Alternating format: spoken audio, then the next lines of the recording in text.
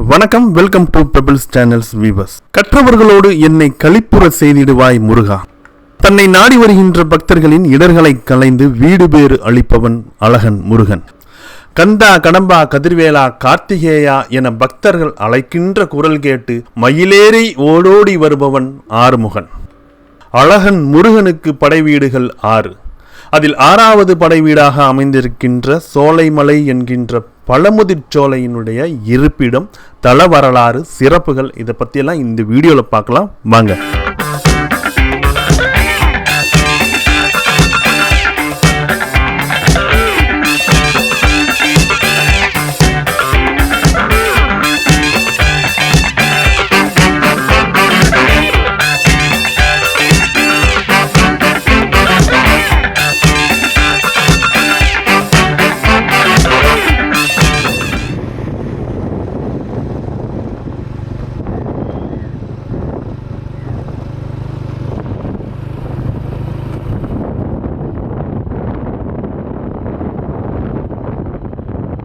அறுபடை வீடுகளில் 2 படை வீடுகள் அமைந்திருக்கின்ற ஒரு ஊர் அப்படின்னாக்கா அது வந்து மதுரை தான்.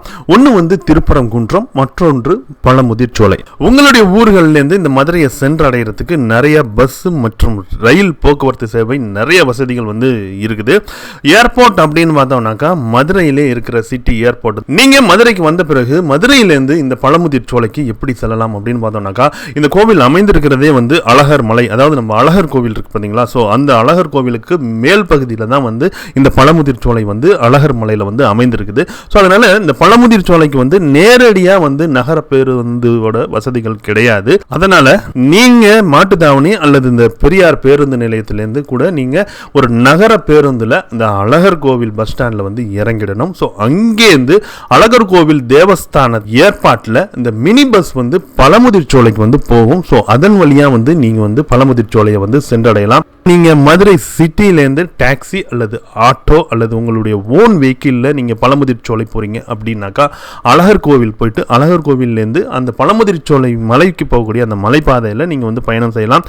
அதுக்கு வந்து உங்களுடைய ஆட்டோ டாக்ஸிக்கு வந்து சுங்க கட்டணம் வந்து இருக்குது. ஸோ அதை நீங்கள் பே பண்ணிவிட்டு நீங்கள் நேரடியாக அந்த பழமுதிர் சோலை முருகன் கோவிலில் வந்து சென்றடைய முடியும்.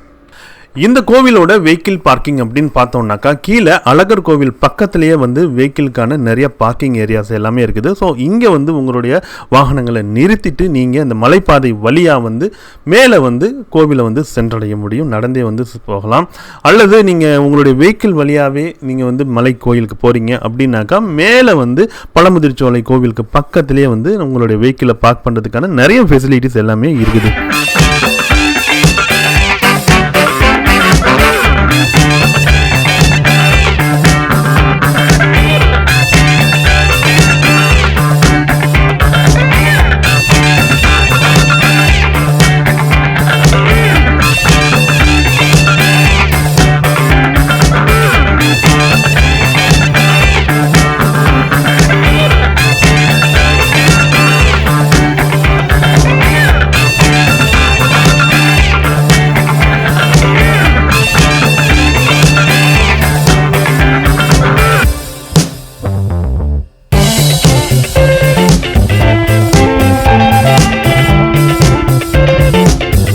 வரைக்கும் நாம வந்து இந்த திருக்கோவில் வந்து எங்க அமைந்திருக்கு அப்படிங்கிறத பார்த்தோம். ஸோ அடுத்ததான் வந்து இந்த திருக்கோவிலுடைய அமைப்பு எப்படி இருக்கு அப்படிங்கிறத வந்து நான் உங்களுக்கு சொல்றேன்.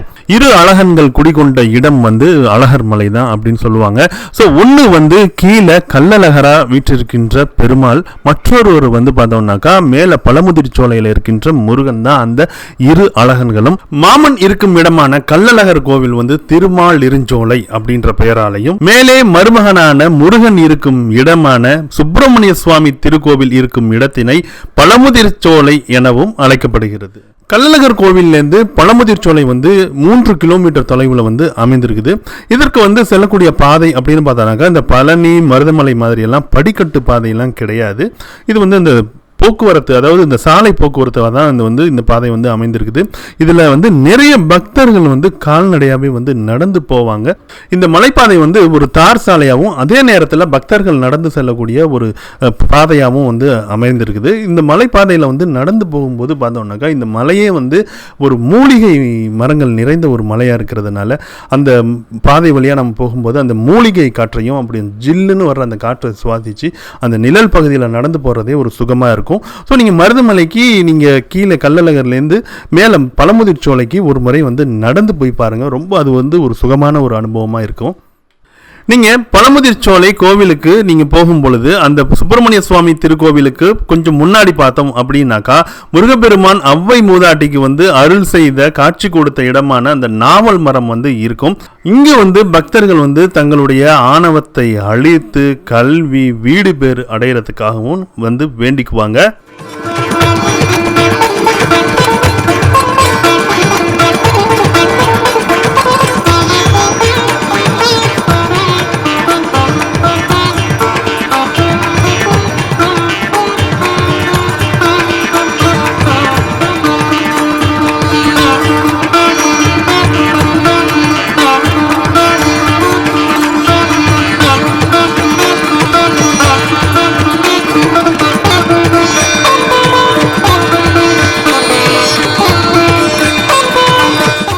திருக்கோவிலுடைய ராஜகோபுரம் பார்த்தோம் அப்படின்னாக்கா 3 நிலைகளுடைய ஒரு அழகான சிற்பங்கள்லாம் செதுக்கப்பட்ட ஒரு கோபுரமா வந்து அமைக்கப்பட்டிருக்குது. இந்த ராஜகோபுரத்தில் வந்து துவாரபாலகர்கள், ஆறுமுகன், அப்புறம் வந்து இந்த கோவிலோட தல வரலாறா அமைந்திருக்கின்ற அவ்வை பாட்டிக்கு அருள் செய்த அந்த காட்சிகள் எல்லாமே வந்து சிற்ப வடிவத்தில் வந்து அமைத்திருக்கிறாங்க. நீங்க இந்த ராஜகோபுரத்தை கடந்து உள்ளார போனோம் அப்படின்னாக்கா முதல்ல வந்து இந்த பள்ளிபீடமும் அப்புறம் வந்து வாகனம் பார்க்கலாம். ஸோ அதுக்கு அடுத்தபடியாக வந்து கொடிமரம், உலகத்தாலான அந்த கொடிமரம் வந்து அமைக்கப்பட்டிருக்குது.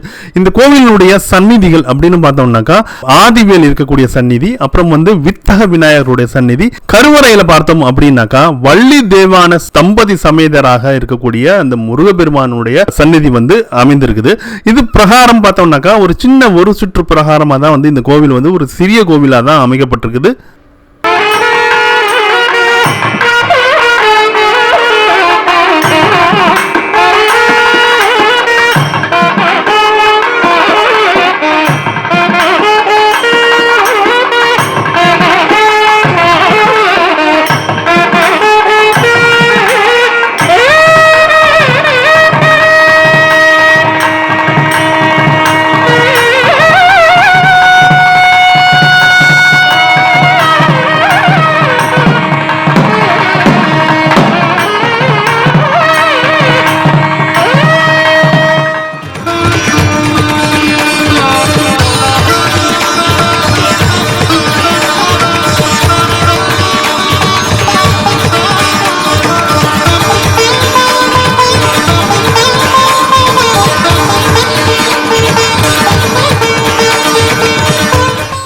திருக்கோவிலுடைய தல வரலாறு அப்படின்னு பார்த்தோம்னாக்கா முருகப்பெருமான் வந்து அவ்வை மூதாட்டிக்கு வந்து திருவிளையாடல் புரிந்து காட்சி கொடுத்த ஒரு இடம் தான் இந்த பழமுதிர் சோலை. அவ்வை மூதாட்டி வந்து ஒரு கணம் வந்து செருக்கோட இருந்ததனால அந்த ஆணவத்தை போக்குறதுக்காக முருகப்பெருமான் வந்து ஒரு சின்ன திருவிளையாடல் வந்து நடத்துறார். அது என்ன அப்படின்னாக்கா ஔவையார் வந்து பல தேசங்களை வந்து சுற்றி திரிந்து இந்த அழகர் மலைக்கு வந்து வர்றாங்க. ஸோ அவங்க வந்து பல இடங்களை வந்து கால்நடையாக நடந்து வந்ததுனால அவங்களுக்கு வந்து சோர்வும் பசியும் களைப்பும் இருக்குது. அப்போ நாம் பார்க்குற இந்த நாவல் மரத்தில் அவங்க வந்து அமர்றாங்க. அப்போ அவங்களுக்கு ரொம்ப பசியாக இருந்ததுனால அங்கே இருக்கக்கூடிய அந்த ஆடு மேய்க்கிற சிறுவனை கூப்பிட்டு, தம்பி இந்த மரத்தில் இருக்கிற இந்த நாவல் பழங்களை கொஞ்சம் பறித்து கொடுப்பா அப்படின்னு சொல்கிறார். ஆடு மேய்க்கும் இடையனாக வந்திருந்த முருகப்பெருமானோ ஔவையாரிடம், பாட்டி உங்களுக்கு சுட்ட பழம் வேண்டுமா சுடாத பழம் வேண்டுமா அப்படின்னு கேட்கிறார். அதற்கு ஔவையார் வந்து, பழத்துல ஏதுப்பா சுட்ட பழம் சுடாத பழம், நீ சுடாத பழமாவே எனக்கு பறிச்சு கொடு அப்படின்னு சொல்றாங்க. அந்த முருகப்பெருமானும் மரத்தின் மீது ஏறி எல்லா பழங்களையும் நாவல் பழங்களையும் வந்து பறிச்சு போடுறார். கீழே அது விழுந்ததுனால மண்ணு பட்டுட்டதுனால ஔவையார் வந்து அதை எடுத்து ஊதி ஊதி சாப்பிட்றாங்க. அப்ப மரத்தின் மேல் இருந்த அந்த ஆட்டு இடையனான முருகன் வந்து ஔவையார்கிட்ட, என்ன பாட்டி பழம் ரொம்ப சூடா இருக்கா, இப்படி ஊதி ஊதி சாப்பிட்றீங்களே அப்படின்னு கேட்குறாரு. ஆடு மேய்க்கும் சிறுவனுடைய அந்த கவித்துவமான சொல்லாடலை கேட்ட ஔவையார் திகைத்து, இது சாதாரண ஆடு மேய்க்கும் சிறுவன் அல்ல, தன் செருக்கை போக்குவதற்காக முருகனே இடையனாக வந்திருக்கிறார் அப்படின்னு நினைச்சு கண்ணீர் மல்க, சுட்ட பழம் வேண்டுமா சுடாத பழம் வேண்டுமா என்று என் அறிவுக்கு சுட்டி காட்டிய அறிவு சுடரே அப்படின்னு முருகனை பார்த்து அழைக்கிறாங்க. முருகப்பெருமான் ஔவை பிராட்டிக்கு காட்சி கொடுக்கிறார். அதுதான் இப்ப நாம தரிசிக்கிற இந்த நாவல் மரம். இந்த நாவல் மரத்துல ஒரு சிறப்பு இருக்குது. பொதுவாகவே எல்லா நாவல் மரங்களும் பார்த்தோம் அப்படின்னாக்கா ஆடி ஆவணி மாதங்கள்ல தான் காய்க்கும் பழுக்கும். ஆனால் இங்க பழமுதிர் சோலையில இந்த இடத்துல இருக்கிற இந்த நாவல் மரம் வருடத்திற்கு, அதாவது இந்த சஷ்டி மாதமான ஐப்பசியில மட்டும்தான் அது காய்க்கும் பழுக்கும். அப்படி சிறப்பான ஒரு நாவல் மரமா அமைந்திருக்குது.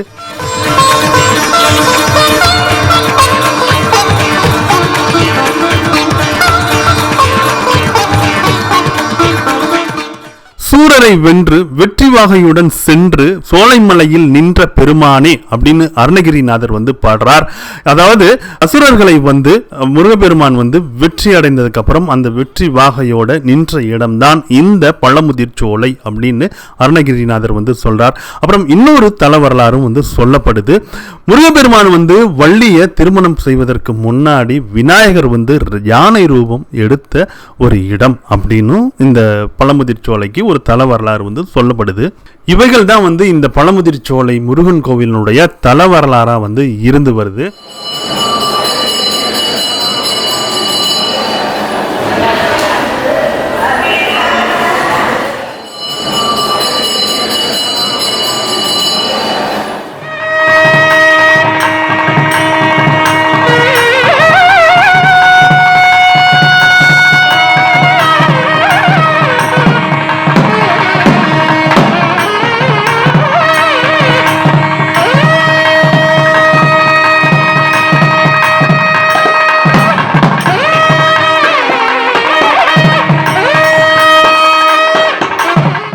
இதுவரைக்கும் நாம பழமுதிர் சோலை முருகன் கோவிலினுடைய இருப்பிடம், அமைப்பு, தல வரலாறு இதெல்லாம் பார்த்திருக்கோம். அடுத்ததா இங்க அமைந்திருக்கக்கூடிய சன்னதி பத்தி பார்க்கலாம்.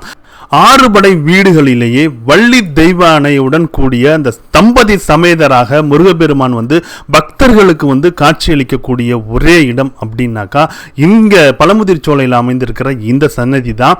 அது மட்டும் இல்லாமல் இந்த கோவிலில் அமைந்திருக்கின்ற அந்த வித்தக விநாயகருடைய சன்னதியும் ரொம்பவே சிறப்பானதான் அமைந்திருக்குது. இந்த வித்தக விநாயகருக்கு ஒரு மண்டலம், அதாவது 48 நாட்கள் நெய் விளக்கு ஏற்றி பூஜை செய்து வந்தால் கல்வி கேள்வி ஞானங்கள்ல வித்தகராக ஆகலாம் அப்படின்றதான் இந்த வித்தக விநாயகரோட பெருமையா சொல்லுவாங்க.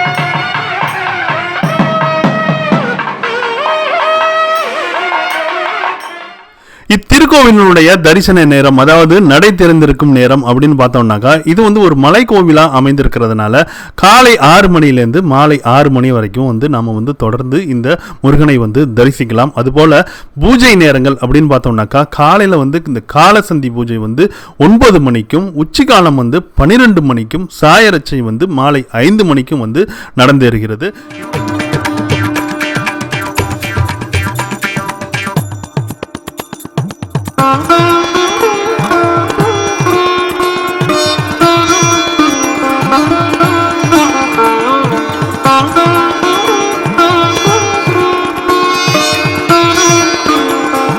அதே மாதிரி நீங்க இங்க இருக்கக்கூடிய இந்த முருகப்பெருமானுக்கு அபிஷேகம் செய்யணும் அப்படின்னு ஆசைப்பட்டீங்கன்னாக்கா இந்த கோவிலினுடைய நிர்வாக அலுவலகத்திற்கு அதற்குரிய கட்டணமான இந்த 1000 ரூபாயை செலுத்தி நீங்க முருகப்பெருமானுக்கு அபிஷேகமும் செய்யலாம். இத்திருக்கோவிலுடைய விசேஷமான உற்சவ காலங்கள் அப்படின்னு பார்த்தோம்னாக்கா தமிழ் வருட பிறப்பு, பங்குனி உத்திரம், கார்த்திகை, சஷ்டி, தைப்பூசம் இந்த நாட்களில் வந்து ரொம்ப வந்து விசேஷமான அபிஷேகங்கள் உற்சவங்கள்லாம் நடக்குது. அது இத்திருக்கோவிலுடைய பிரார்த்தனை அப்படின்னு பார்த்தோம்னாக்கா, முருகன் கோவில் அப்படின்னாலே வந்து இந்த பால் குடம் காவடிகள்லாம் வந்து பக்தர்கள் வந்து எடுப்பாங்க. ஸோ அந்த மாதிரியும் இந்த முருகன் கோவிலில் நிறைய பால் குடம் காவடிகள்லாம் பக்தர்கள் வந்து எடுக்கிறாங்க. அதே மாதிரி இந்த முடிக்காணிக்கை, காது குத்துதல் அது எல்லாமே வந்து இந்த திருக்கோவிலில் பக்தர்கள் வந்து நேர்ந்துக்கிறாங்க.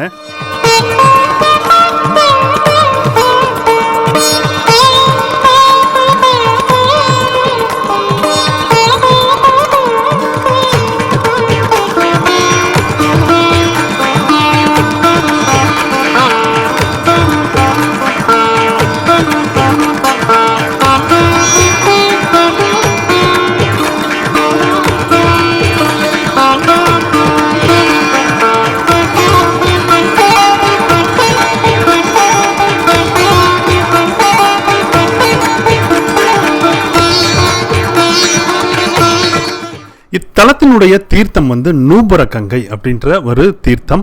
இது வந்து பார்த்தோம் அப்படின்னாக்கா, நம்ம முருகன் கோவிலுக்கு நேர் எதிரே வந்து படிக்கட்டோட வந்து நம்ம ஏறி போனோம் அப்படின்னாக்கா அந்த நூபுர கங்கையை வந்து அடையலாம்.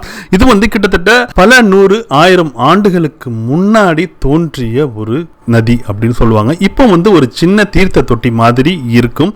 இந்த நூபுர கங்கையில வந்து நீராடிட்டு தான் நாம இந்த முருகனை வந்து தரிசிக்கணும் அப்படிங்கிறது ஒரு ஐதீகம்.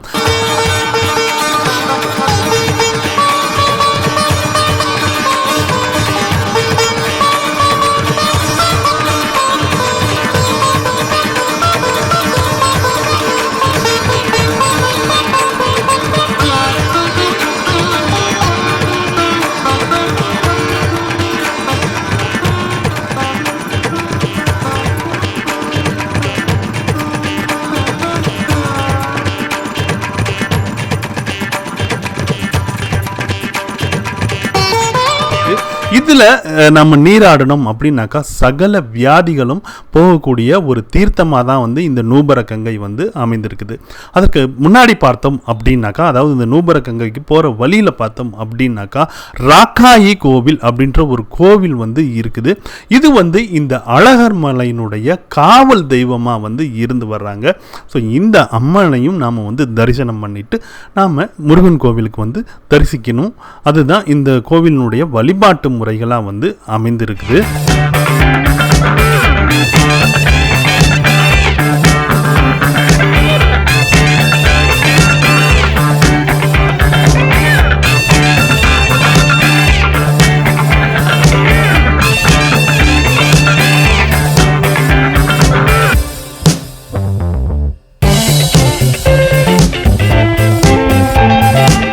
இந்த வீடியோஸ் வந்து உங்களுக்கு பிடிச்சிருந்துச்சுனாக்கா உங்கள் நண்பர்கள் கூட ஷேர் பண்ணுங்க, லைக் பண்ணுங்க.